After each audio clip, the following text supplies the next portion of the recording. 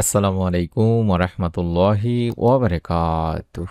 1 minute মাদ্রাসা YouTube চ্যানেলে সম্মানিত দিনী ভাই বোনেরা, আমি আশা করি আল্লাহ তাআলার অশেষ রহমতে ভালো আছেন এবং সুস্থ আছেন। আলহামদুলিল্লাহ।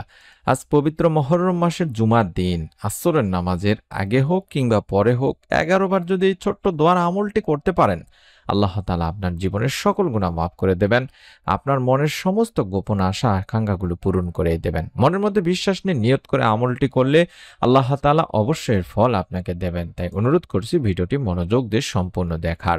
মানুষ আশা আকাঙ্ক্ষা নিয়েই বাঁচে। মনের আশা পূরণে কত কিছুই না করে থাকে মানুষ।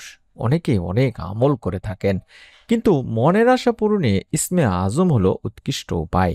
ইসম শব্দের অর্থ নাম, আজম শব্দের অর্থ মহান বা শ্রেষ্ঠ। ইসমে আজম অর্থ মহান শ্রেষ্ঠ নাম। মহান আল্লাহ তাআলার অসংখ্য নামের মধ্যে কিছু নামকে ইসমে আজম বলা হয়। তবে সেই নামগুলো কি সে ব্যাপারে অনেক অভিমত রয়েছে। আলেমেরা বিভিন্ন নামকে ইসমে আজম বলে অভিহিত করেছেন। পবিত্র কোরআনেও ইসমে আজম রয়েছে। রাসূল সাল্লাল্লাহু আলাইহি ওয়াসাল্লাম এক হাদিসে ইরশাদ করেন, ইসমে আজম সূরা বাকারার 163 নম্বর আয়াত এবং সূরা আল ইমরানের প্রথম আয়াতে রয়েছে। এটা সুনানে আবু দাউদের একটি হাদিস। ইসমে আজমের মাধ্যমে দোয়া করলে আল্লাহ তা কবুল করেন। তেমনি আমি ইসমে আজমের দুটি দোয়ায় আপনাদেরকে শিখিয়ে দেব হাদিসের আলোকে ইনশাআল্লাহ। প্রথম যে দোয়া, এই দোয়াটি আপনাকে অন্তত দেখে দেখে একবার পড়তে হবে। প্রথমেই বলেছি নিয়ম মেনে আমলটি করতে হবে। তার জন্য আপনারা ভিডিওটি মনোযোগ দিয়ে দেখবেন, সম্পূর্ণ ভিডিওটি জুড়ে থাকবেন।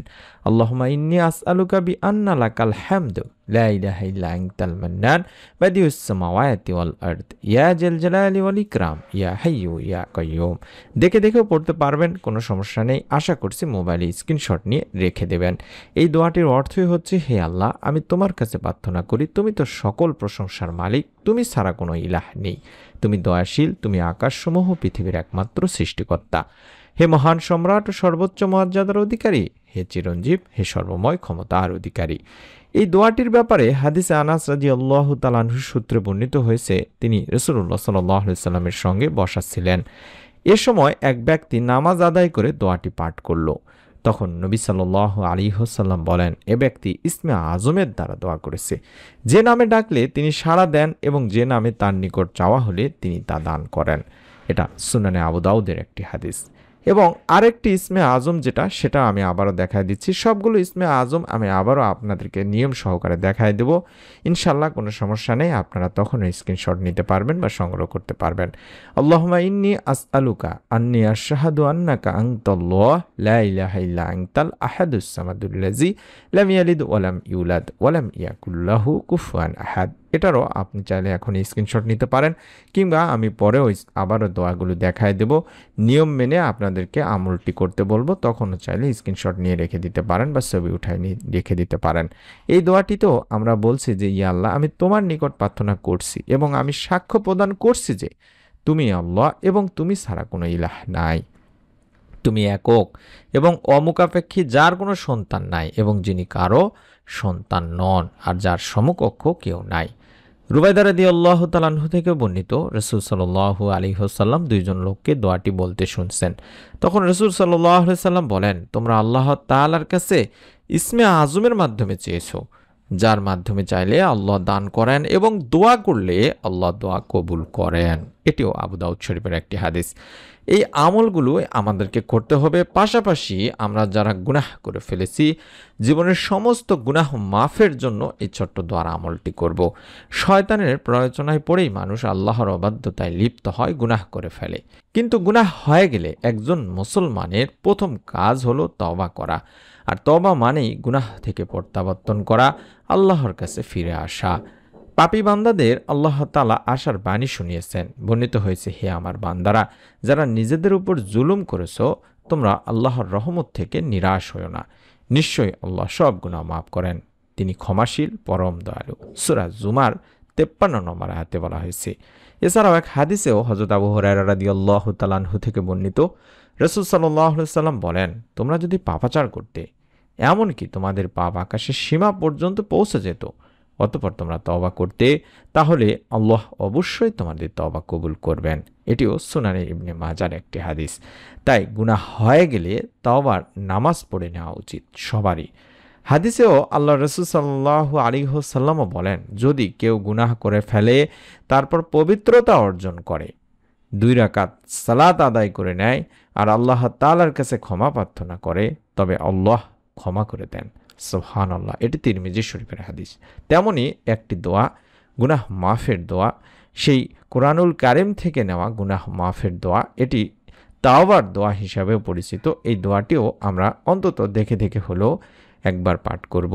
রব্বি ইন্নী যলামতু নাফসি ফাগফিরলি। আমি আবারও সমস্ত দোয়া এবং নিয়ম সহকারে দেখায় দেব, কোনো সমস্যা নাই, আপনারা ভিডিওটি জুড়ে থাকুন। নিয়ম সহকারে যখন দেখায় দেব দোয়াগুলো আবারও, তখন আপনারা স্ক্রিনশট নিতে পারবেন বা ছবি উঠায় নিতে পারবেন। রব্বি ইন্নী যলামতু নাফসি ফাগফিরলি। হে আমার রব, হে আল্লাহ, নিশ্চয়ই আমি আমার নফসের প্রতি জুলুম করেছি, সুতরাং আপনি আমাকে ক্ষমা করে দিন। সূরা আল কাসাসের 16 নম্বর আয়াতে বলা হয়েছে। এবং পবিত্র জুমার দিন আসরের নামাজের পরে দোয়া কবুল হয়, এটা আমরা কম বেশি সকলেই জানি। কারণ পবিত্র জুমার দিনে একটা সময় দোয়া কবুলের কথা হাদিস শরীফে পাওয়া যায়। হাদিসটি আবু হুরায়রা রাদিয়াল্লাহু তাআলা আনহু থেকে বর্ণনা করা। আল্লাহ রাসূল সাল্লাল্লাহু আলাইহি ওয়াসাল্লাম বলেছেন, জুমার দিনে এমন একটি সময় আছে, সেই সময়টায় যদি কোনো মুসলিম নামাজ আদায়রত অবস্থায় থাকে এবং আল্লাহর কাছে কিছু চায়, আল্লাহ অবশ্যই তার সে চাহিদা বা দোয়া কবুল করবেন। এবং এরপর রাসূল সাল্লাল্লাহু আলাইহি ওয়াসাল্লাম হাত দিয়ে ইশারা করে সময়টি সংক্ষিপ্ততার ইঙ্গিত দেন। এটি বুখারী শরীফের একটি হাদিস। এছাড়াও আরও স্পষ্টভাবে আরেকটি হাদিস আবু দাউদ শরীফে পাওয়া যায়, যেটা জাবের ইবনে আব্দুল্লাহ রাদিয়াল্লাহু তাআলা আনহু থেকে বর্ণিত। হাদিসে রাসূল সাল্লাল্লাহু আলাইহি ওয়াসাল্লাম বলেন, জুমার দিনে 12 ঘন্টার মধ্যে এমন একটি মুহূর্ত রয়েছে, যদি কোনো মুসলিম এই সময় আল্লাহর কাছে কিছু প্রার্থনা করে, তাহলে মহান ও সর্বশক্তিমান আল্লাহ তাকে তা দান করেন। এই মুহূর্তটি তোমরা আসরের শেষ সময় অনুসন্ধান করো। আবু দাউদ শরীফের হাদিস। আমাদের জেনে রাখা জরুরি যে আসরের শেষ সময় বলতে সূর্য ডোবার আগ মুহূর্তকে বোঝায়। আব্দুল্লাহ ইবনে সালাম রাদিয়াল্লাহু তাআলা আনহু বর্ণনা করেন, জুমাবারে বা শুক্রবারে আসরের পর থেকে সূর্যাস্ত পর্যন্ত দোয়া কবুল হয়। বিখ্যাত সিরাত গ্রন্থে এটি বর্ণিত হয়েছে, জুমার দিন আসরের নামাজ আদায়ের পর দোয়া কবুল করা হয়। সুবহানাল্লাহ, সুবহানাল্লাহ।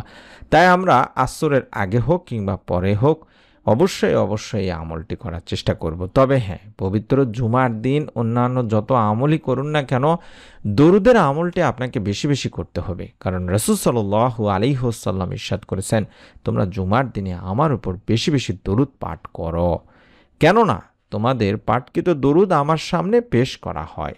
তাছাড়া আমরা জানি দরুদবিহীন দোয়া আল্লাহ তাআলার কাছে পৌঁছায় না।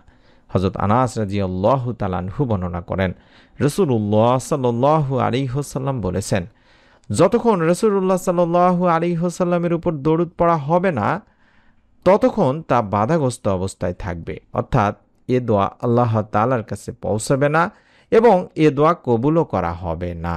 এটিও তাবারানী শরীফের একটি হাদিস। তাই আমাদের প্রথম কাজ হবে, আসরের নামাজ আদায় করার পরে হোক কিংবা আগে হোক, অবশ্যই আগে দরুদ 11 বার পড়ে নিব। যে কোনো দরুদ পড়তে পারেন, চাইলে দরুদে ইব্রাহিম পড়তে পারেন, অথবা সবচেয়ে ছোট সাল্লাল্লাহু আলাইহি ওয়াসাল্লাম, সাল্লাল্লাহু আলাইহি ওয়াসাল্লাম। এ জায়গায় আপনারা স্ক্রিনশট নেবেন কিংবা মনোযোগ দিয়ে নিয়মটি শুনবেন। প্রথমেই আপনারা দরুদ পাঠ করে নেবেন, আসরের নামাজের আগে হোক কিংবা পরে হোক। চাইলে যে দরুদটি দেখাচ্ছি এটিও ছোট দরুদ হিসেবে পরিচিত, এটি 11 বার আগে পড়ে নেবেন। তারপরে মনের নেক আশা পূরণের ইসমে আজমের যে 2টি দোয়া শিখিয়ে দিয়েছিলাম, সেই 2টি দোয়া দেখে দেখে হলেও একবার করে পড়বেন। প্রথম দোয়াটি হচ্ছে, আল্লাহুম্মা ইন্নী আসআলুকা বিআন্না লাকাল হামদু লা ইলাহা ইল্লা আনতাল মান্নান বাদিউস সামাওয়াতি ওয়াল আরদ ইয়া জাল জালালি ওয়াল ইকরাম ইয়া হাইয়্যু ইয়া কাইয়্যুম। আশা করছি মোবাইলে স্ক্রিনশট নিয়ে নিয়েছেন কিংবা ছবি উঠায় নিয়েছেন। এই দোয়াটি একবার পাঠ করে আবারও একবার পাঠ করবেন। অপর যে ইসমে আজমের আরেকটি দোয়া রয়েছে, আল্লাহুম্মা ইন্নী আসআলুকা আন্নী আশহাদু আন্নাকা আনতাল্লাহ লা ইলাহা ইল্লা আনতাল আহাদুস সামাদুল্লাযী লাম ইয়ালিদ ওয়া লাম ইউলাদ ওয়া লাম ইয়াকুল লাহু কুফুয়ান আহাদ। এভাবে এটাও একবার পাঠ করে নেবেন। আশা করছি এই দোয়াটিও স্ক্রিনশট নিচ্ছেন বা ছবি উঠায় নিয়েছেন। এবং জীবনের সমস্ত গুনাহ মাফের জন্য কোরআনুল কারিম থেকে নেওয়া তাওবার দোয়া গুনাহ মাফের দোয়া হিসাবে পরিচিত রব্বি ইন্নি যলামতু নাফসি ফাগফিরলি, রব্বি ইন্নি যলামতু নাফসি ফাগফিরলি, এই ছোট্ট দোয়াটিরও স্ক্রিনশট নিয়ে নিন। এটিও আপনারা অবশ্যই একবার হলেও পাঠ করবেন। এবং আসরের নামাজ আদায়ের পর থেকে শুরু করে মাগরিবের আগ পর্যন্ত কিংবা মাগরিবের পরেও আপনারা আমলটি করবেন। এই আমলগুলো করার পরে আপনাদের প্রথম কাজ হবে দোয়া করা, 2 হাত তুলে। দোয়ার শুরুতে হাত তুলে আল্লাহর প্রশংসা করবেন। চাইলে সূরা ফাতিহা পড়তে পারেন অথবা আলহামদুলিল্লাহ শুধু বলতে পারেন। এবং বিশ্বনবী সাল্লাল্লাহু আলাইহি ওয়াসাল্লামের প্রতি আবারও দরুদ পাঠ করবেন। চাইলে সাল্লাল্লাহু আলাইহি ওয়াসাল্লাম পড়তে পারেন অথবা দরুদে ইব্রাহিমটি পড়তে পারেন, অথবা আরও যে ছোট দরুদগুলো আছে আল্লাহুম্মা সাল্লি ওয়া সাল্লিম আলা নবিয়িনা মুহাম্মদ, এই দরুদগুলো পড়তে পারেন। তারপরে আপনার মনের যত নেক চাওয়া পাওয়াগুলো আছে, গোপন চাওয়া পাওয়াগুলো আছে, সেগুলো আল্লাহ তাআলার কাছে বলবেন। আপনার যত গুনাহ করেছেন, জীবনের সমস্ত গুনাহের জন্য মাপ চাইবেন। রব্বুল আলামিন এই সময় দোয়া কবুল করে থাকেন।